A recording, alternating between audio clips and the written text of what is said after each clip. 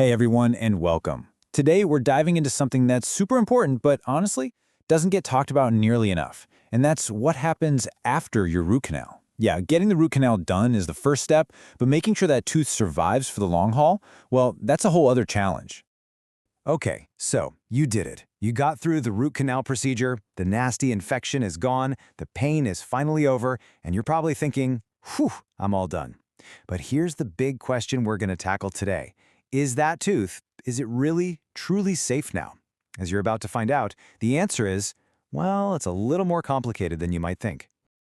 Look, a root canal is an absolutely amazing procedure. It literally saves a tooth that would otherwise have to be pulled.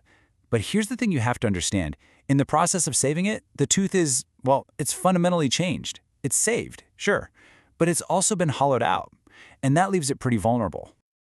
To really get your head around this, try this analogy. Think of a healthy living tooth like a young, flexible tree. It can bend and absorb force. But a tooth after a root canal, it's more like an old, hollowed-out tree. It's still standing, yeah, but it's lost all its internal moisture and vitality. That makes it way more brittle and just much more likely to crack or split right down the middle when you bite down on something hard. Okay, so if the tooth is now weaker, what's the one thing, the single most important factor that determines if it's going to make it for the next 5, 10, 20 years? It all comes down to the foundation. And by foundation, I mean how much of your own natural, healthy tooth structure is still standing after all is said and done. And this slide right here illustrates the absolute key concept, and it's got a great name, the Farrell effect. Just picture one of those old wooden barrels, you know? The only thing holding all those wooden staves together is that metal band wrapped around the top. That band, that's the ferrule. In dentistry, a ferrule is a complete 360-degree ring of healthy tooth that a crown can grab onto. It literally braces the tooth and stops it from splitting apart under pressure. Having a good ferrule is an absolute game changer. So a really simple way to think about this foundation is just by counting how many walls of the tooth are left. And when you look at the research, the data is just crystal clear on this. Teeth that have 2 or more solid walls left standing have way higher long-term survival rates.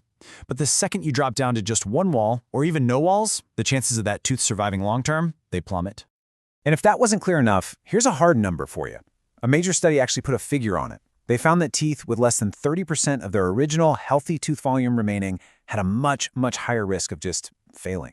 So what this tells us is that it's not just about having a couple of walls, it's about the total amount of good tooth you have left to build on. Okay, we know the tooth is weak. We know we need a solid foundation. So that brings us to the next huge decision. How do we actually protect what's left? And this is the great debate in dentistry. Do you just put a filling in it, or do you need to go all the way and cover it with a crown? To cover or not to cover? Now, if you just look at the historical data, the answer seems pretty obvious.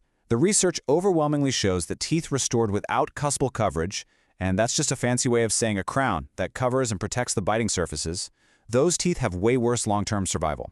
So on the surface, it looks like a total slam dunk for crowns, right? But hang on a second. Is it really that simple? This is where things get really interesting. You see, researchers have pointed out something called selection bias. Think about it for a second. If you're a dentist, which tooth are you more likely to recommend a big, expensive crown for? The one with a great foundation and a fantastic chance of success, right?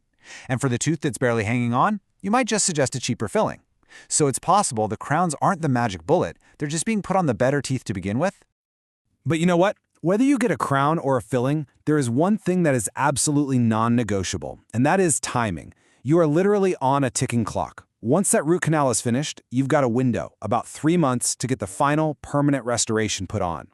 One study found that if you wait longer than 4 months, the risk of that tooth eventually needing to be pulled goes up by almost 3 times. That little temporary filling just isn't built to last. So what if you don't have much tooth left? What if you're missing most of your walls and the foundation is shaky? That's when your dentist has to start thinking about rebuilding from the inside out. And that conversation often involves something called a post. Now, a post is definitely not always needed. In fact, the science is pretty clear. If you have at least 2 good walls left, a post doesn't really help at all. The decision really comes down to a trade-off. See, a post can help anchor the filling material, especially in your front teeth where there's a lot of sideways force. But, and this is a big but, to place a post, your dentist has to drill away even more of that precious root structure, which, ironically, can end up weakening the tooth. So if you do need a post, which kind is best? Well, believe it or not, the clinical data hasn't shown a clear winner between modern fiber posts and the old-school metal posts when it comes to tooth survival. The one advantage fiber posts seem to have is that they're bonded in, which can help save a bit more tooth structure. But here is the most important takeaway on this slide. You want to avoid what are called active screw posts. These are literally screwed into the root, creating a ton of internal stress, and they come with a high risk of causing a catastrophic root fracture. Just stay away from those. Now, for the big back teeth, your molars, there's a really cool modern alternative that lets you skip the post entirely. It's called an endocrown. An endocrown is a single, solid block of ceramic that's shaped to fit down into the hollow part of the tooth and also act as the crown on top. It's basically an all-in-one restoration that gets bonded directly to what's left of the tooth. And as you can see from this chart, the results are pretty spectacular for molars. We're talking survival rates well up into the 90s. But look what happens when you try to use them on smaller teeth, like premolars. The success rate drops off a cliff. So why the huge difference? It's all about surface area. Molars have these big, wide pulp chambers that give the adhesive a huge area to bond to. Premolars, they're just too narrow to get that same rock-solid grip. Okay, so we have covered a ton of ground here, right? We've talked about everything from the Farrell effect to posts and these new endocrowns. So let's bring it all home. Let's put it all together into a practical survival guide, a checklist you can actually use to make sure you get the best possible outcome. This right here, this is your new toolkit. Instead of just sitting there and nodding, you can now have a real informed conversation with your dentist. Ask them, hey, how much of my actual tooth is left? How many walls do we have to work with? Talk about where the tooth is and the kinds of forces it's going to face. Discuss the real pros and cons of a crown versus just a filling for your situation. And, super important, make sure you establish a clear timeline for getting that permanent fix in place. Because in the end, it all comes down to this one final question. A root canal is not the end of the treatment. It's really the beginning of a long-term strategic plan to keep that tooth in your head. And by understanding everything we've talked about today, you can be an active partner in creating that plan. So the next time you're in that dental chair, don't be afraid to ask, what is the long-term plan for my tooth?